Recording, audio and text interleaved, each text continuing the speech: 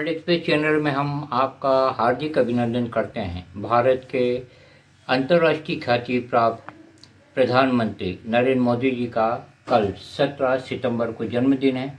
उस पर हम बधाई देते हैं हमारे प्रधानमंत्री जी को और भारत की जनता को प्रस्तुत कर रहे हैं। हम एक खास साक्षात्कार लेने जा रहे हैं। हम भारत के एक ख्यातनाम अर्थशास्त्री, चिंतक, विचारक प्रोफेसर उदय जैन जी से।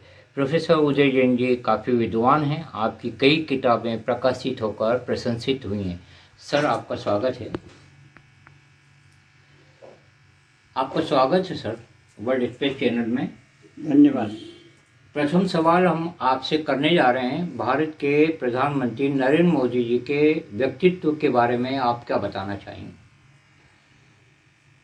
देखिए, प्रधानमंत्री नरेंद्र मोदी जी गतिशील व्यक्तित्व के धनी हैं और उन्होंने 71 वर्ष की उम्र में भी अपने को सभी दृष्टियों से फिट रखा है।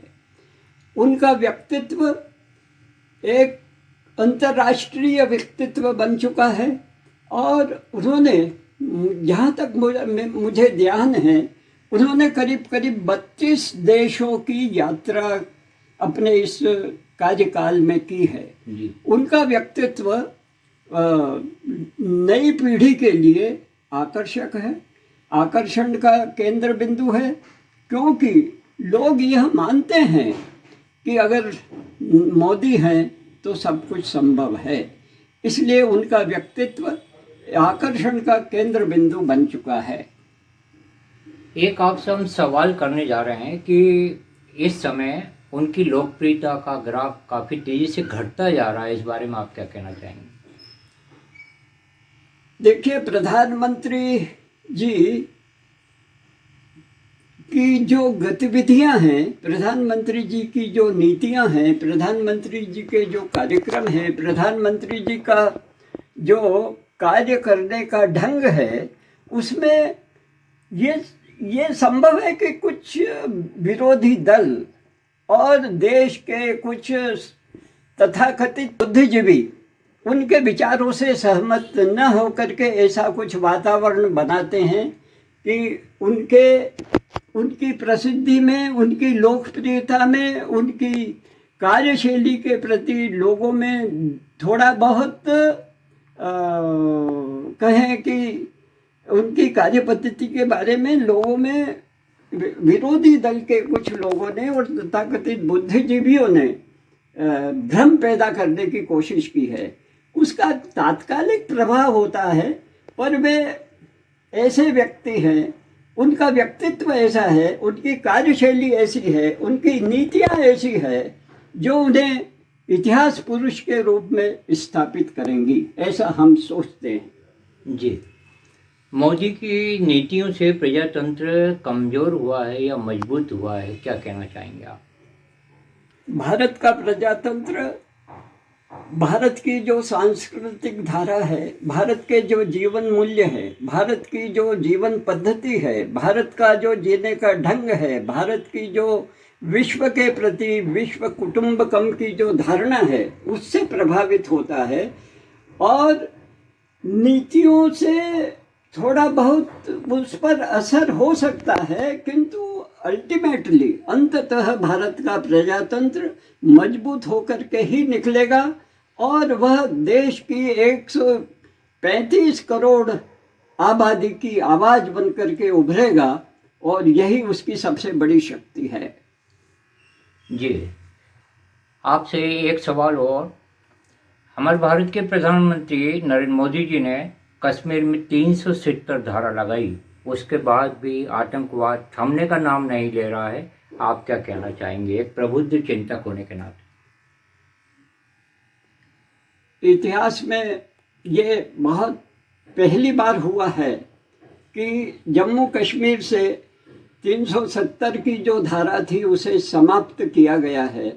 उसका प्रतिक्रिया तो होना ही थी, वह प्रतिक्रिया हो ही रही है, इससे घबराने की आवश्यकता नहीं है।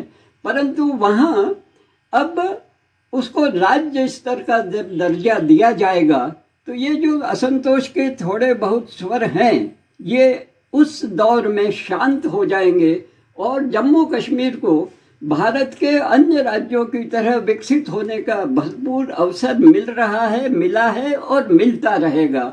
इसलिए उसके प्रति अपने को अविश्वास करने की कोई ज़रूरत नहीं है। जी, आपके रचनात्मक इस इंटरव्यू में जो सुझाव दिए जा रहे हैं, जो विचार व्यक्त किए जा रहे हैं, बहुत अच्छे हैं।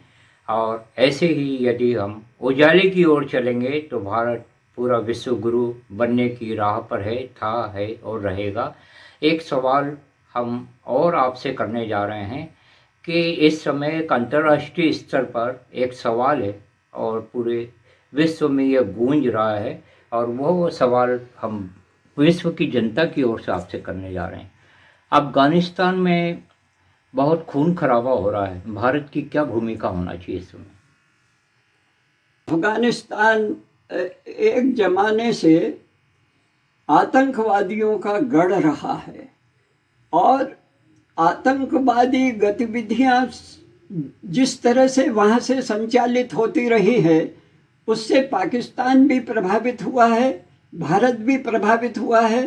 पर सबसे बड़ा जो खतरा मुझे इन दिनों परिलक्षित हो रहा है वह यह कि अफगानिस्तान में जो तालिबान के नेतृत्व में सरकार बनी है, जिसमें अंतर्राष्ट्रीय ख्याति प्राप्त कहें अंतर्राष्ट्रीय जो आतंकवादी हैं वे वहाँ पर सत्ता में आए हैं।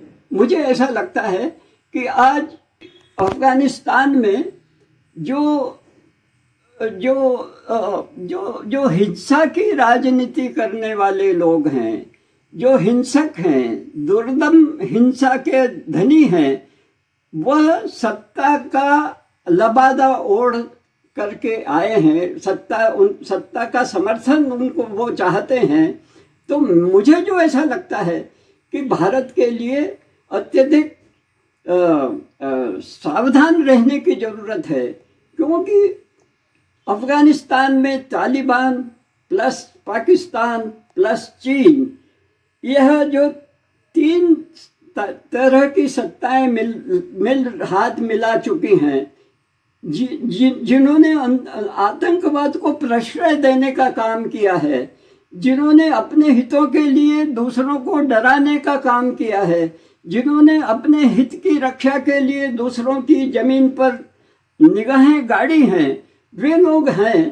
तो उस खतरे को भारत ने भांप करके उसकी पूरी तैयारी करना चाहिए। और मुझे ऐसा लगता है कि भारत सरकार इस बारे में चिंतित है। भारत सरकार इस बारे में आवश्यक कदम उठा रही है जिससे कि देश की सुरक्षा के प्रति कोई खतरा न हो, और अगर आतंकवाद की गतियां बढ़ती हैं तो उसका मुंह तोड़ जवाब दिया जा सके, क्योंकि भारत स्वीकार कर चुका है कि हम किसी भी तरह के आतंकवाद के समर्थन के पक्ष में नहीं हैं। हम किसी भी तरह का आतंकवाद नहीं सहेंगे और यह हमारे लिए एक उजला पक्ष है। और इससे मुझे लगता है कि इसके पीछे भारत के प्रजातंत्र की ताकत बहुत बड़ी भूमिका निभाने वाली है। अगर आप ये देखिए कि अगर एक चाय बेचने वाला व्यक्ति कालांतर में आगे बढ़ते बढ़ते अगर भारत का प्रधानमंत्री बनता है तो भारत में प्रजातंत्र की सफलता की इससे बड़ी और क्या गारंटी दी जा सकती है। प्रधानमंत्री नरेंद्र मोदी ने यह सिद्ध किया है कि भारत में सबको समान अवसर उपलब्ध हैं। अगर वे चाहें तो अपनी क्षमता से, अपनी योग्यता से, अपने तौर तरीकों से, अपनी नीतियों से देश की जनता का दिल जीत सकते हैं और देश को समृद्ध, सशक्त और एक सुखपूर्ण जीवन मूल्य देने वाला देश बना सकते हैं, जिसकी आज पूरे विश्व को जरूरत है। बहुत अच्छा आपके विचार हैं। ये साक्षात्कार जारी है। अंतर्राष्ट्रीय स्तर पर एक सवाल और विश्व की जनता के सामने है, और वो सवाल हम आपसे करने जा रहे हैं क्योंकि आप एक चिंतक हैं, देशभक्त हैं और आपकी रगों में भरा है मानवतावाद। प्रोफेसर उदय जैन जी, हम आपसे ये सवाल करने जा रहे थे कि इस समय यह एक सवाल है कि 25 साल से अफ़गानिस्तान में खून खराबा जारी था और अमेरिका ने वहाँ पर कई वर्षों से सेना लगा रखी थी। एकदम अमेरिका ने सेना क्यों हटा ली? ये कोई गठबंधन तो नहीं नज़र आता आपको चीन के साथ में अमेरिका का?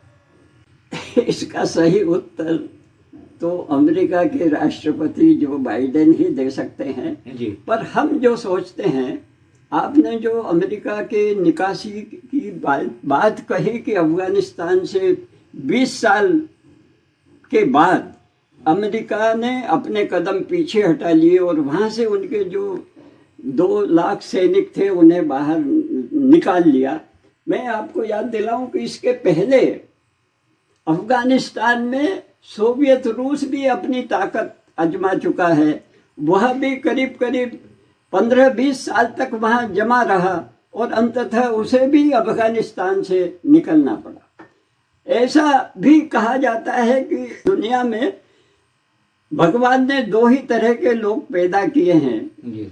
ऐसा अमेरिका के, ऐसा पाकिस्तान के वर्तमान प्रधानमंत्री इमरान खान ने अपनी पुस्तक में लिखा है कि एक तो पठान और दूसरे इंसान। तो अफगानिस्तान का ये नेचर है, यह प्रकृति है कि वे किसी बाहरी ताकत को अपने सिर पर बिठा करके नहीं रखते हैं, चाहे रूस हो या अमेरिका हो, वो चले गए। अब चूंकि तालिबान वहाँ पर सत्ता है और तालिबान जो यूँ कहिए कि आतंकवादियों का सिरमौर है, उनका आतंकवाद अत्यधिक दुर्दांत है, तो उसके पीछे जो चीन ने प्रश्रय दिया है या पाकिस्तान ने प्रश्रय दिया है, हमें ऐसा लगता है कि आज नहीं तो कल अफगानिस्तान के जो मूल निवासी हैं, अफगानिस्तान के जो जनता है, वह इस तरह की सत्ता के विरुद्ध भी हमें ऐसा लगता है कि वह विद्रोह करेगी, क्योंकि हमारी स्पष्ट धारणा है कि किसी भी देश की रक्षा बाहरी ताकत के भरोसे नहीं की जा सकती।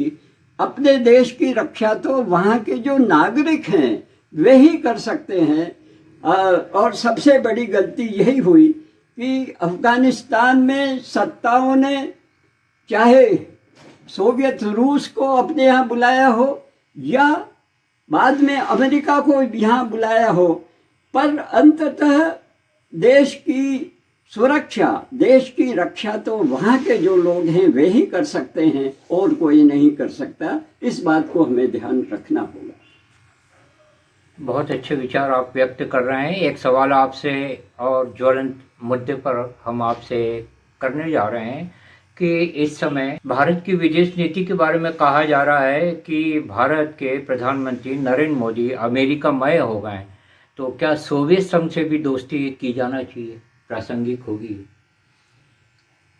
मुझे ऐसा लगता है कि भारत की दोस्ती एक तरफ सोवियत रूस के साथ भी है, अब तो सोवियत रूस का भी पतन हो चुका है, हाँ जी, और अमेरिका के साथ भी है। यानी भारत की मित्रता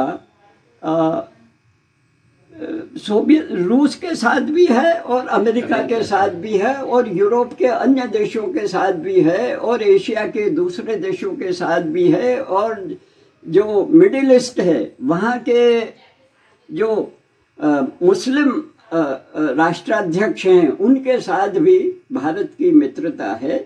इसलिए उस बारे में कोई शंका नहीं की जाना चाहिए कि उनकी मित्रता एक ही तरफ है या दूसरी तरफ है। उनकी भारत की मित्रता सभी तरफ है और इसीलिए मोदी जी कहते हैं कि सबका साथ, सबका विकास और सबका विश्वास हो, और उसी विश्वास के आधार पर दुनिया के अन्य देशों से भारत सरकार ने संबंध स्थापित किए हैं। इसलिए उस तरह की शंका बनाने का कोई आधार हमें नजर नहीं आता। जी, कितनी उम्र है सर आपकी इस समय? उम्र के बारे में व्यक्ति ने गणना नहीं करना चाहिए, हाँ। व्यक्ति ने स्वस्थ रहना चाहिए, व्यक्ति ने अपने विचारों में स्पष्टता रखनी चाहिए, व्यक्ति ने एक विवेक सम्मत दृष्टिकोण विकसित करना चाहिए और उसी से व्यक्ति को पहचाना जाना चाहिए। उसकी उम्र की गणना करने की कोई ज़रूरत नहीं है। मैं तो इस विचार का भी हूँ कि भारत सरकार ने शिक्षा के क्षेत्र में परिवर्तन करके ये करना चाहिए कि अगर कोई शिक्षक, अगर कोई विचारक और अगर कोई बुद्धिजीवी सशक्त है, विवेकशील है, बुद्धिमान है, रिसर्च ओरिएंटेड है, तो उसकी उम्र पूछी नहीं जाना चाहिए और जब तक वह काम कर सकता है उसे काम करने दिया जाना चाहिए। शायद यही अमेरिकन यूनिवर्सिटीज़ में भी पद्धति है। पर सर, भारत में तो अभी इस समय 60-65 साल बाद बुजुर्ग होने के बाद में राजनीति से हटाया जा रहा है, अधिकार छीने जा रहे हैं। इस बारे में क्या प्रतिक्रिया है आपकी सर? मैं इस बारे में बहुत ज़्यादा सहमति व्यक्त नहीं करता हूँ, सहमति नहीं रखता हूँ, क्योंकि अगर आप सशक्त हैं, बुद्धिमान हैं, अगर आप में निर्णय लेने की क्षमता है, अगर आप में शिक्षा के क्षेत्र में जैसे कहें तो रिसर्च ओरिएंटेड यदि आपकी गतिविधियां हैं, तो उसे मतलब उसे क्या कहे, उसे रिटायर नहीं करना चाहिए और उसके अनुभव का लाभ लेना चाहिए। मैं निजी तौर पर इससे असहमति व्यक्त करता हूँ कि 60-65 साल के बाद लोगों को राजनीति से या शिक्षा से मुक्त हो जाना चाहिए, ऐसी मेरी धारणा उचित मुझे नहीं लगती। प्रोफेसर उदय जैन एक ऐसे विचारक हैं जिनका कि नाम बड़ी तेज़ी से जनता की आवाज़ के अनुसार चला था कि इन्हें राज्यसभा का टिकट दिया जाना चाहिए, और वर्ल्ड एक्सप्रेस चैनल इस आवाज़ का पुरजोर समर्थन करता है मध्य प्रदेश की जनता की ओर से कि ऐसे विद्वान राज्यसभा में हों या लोकसभा में हों, तो जिससे कि हमारे भारत की राजनीति को एक नई सद्गति प्राप्त हो। भारत के प्रधानमंत्री नरेंद्र मोदी जी के जन्म दिवस पर हम यह साक्षात्कार आपसे लेने जा रहे हैं और आपसे आज के साक्षात्कार का अंतिम सवाल करने जा रहे हैं कि भारत के प्रधानमंत्री जी को आप एक विचारक होने के नाते क्या सुझाव देना चाहेंगे अपनी ओर से? प्रधानमंत्री जी को हम ये सुझाव जरूर देना चाहेंगे कि उन्होंने अपनी नीतियों से, अपनी गतिविधियों से, अपने कार्यक्रमों से लोगों के मन में, लोगों के दिलों में जगह बना ली है, परंतु मुझे ऐसा लगता है कि जिससे, जैसे हम कहते हैं कि आर्थिक क्षेत्र में धन का केंद्रीकरण अच्छी बात नहीं है, ऐसे ही राजनीति के क्षेत्र में सत्ता के पास अत्यधिक केंद्रीकरण की व्यवस्था ठीक नहीं है। और आज कुछ ऐसा लगता है, प्रतीत होता है कि सत्ता का केंद्रीकरण कुछ ही हाथों में केंद्रित होता जा रहा है। उसे डिसेंट्रलाइज करने के बारे में सोचा जाना चाहिए। वैसे मैं ये जानता हूँ कि अगर देश को तेजी से आगे बढ़ाना है तो उसके लिए केंद्रीकरण कुछ स्तर तक, कुछ सीमा तक जरूरी है, परंतु अंततः देश और देश की ताकत और देश की भूमिका वहाँ के रहने वाले निवासियों के बल पर ही तय होती है। इसलिए अत्यधिक केंद्रीकरण नहीं होना चाहिए, एक सीमा तक केंद्रीकरण जरूर है सत्ता के क्षेत्र में भी। जी, बहुत अच्छा आपके सुझाव रहे। इस पर भारत के प्रधानमंत्री को और भारत के राष्ट्रपति को ध्यान दिया जाना चाहिए। नरेंद्र मोदी जी के जन्म दिवस पर हम हार्दिक बधाई देते हैं कि उनका कार्यकाल कैसा रहा, वो मूल्यांकन जनता कर रही है, प्रबुद्ध लोग कर रहे हैं। यह साक्षात्कार आपके दिल दिमाग को आंदोलित करेगा। आपकी प्रतिक्रियाओं का स्वागत है। धन्यवाद। जय भारत, जय विश्व। नमस्कार, धन्यवाद।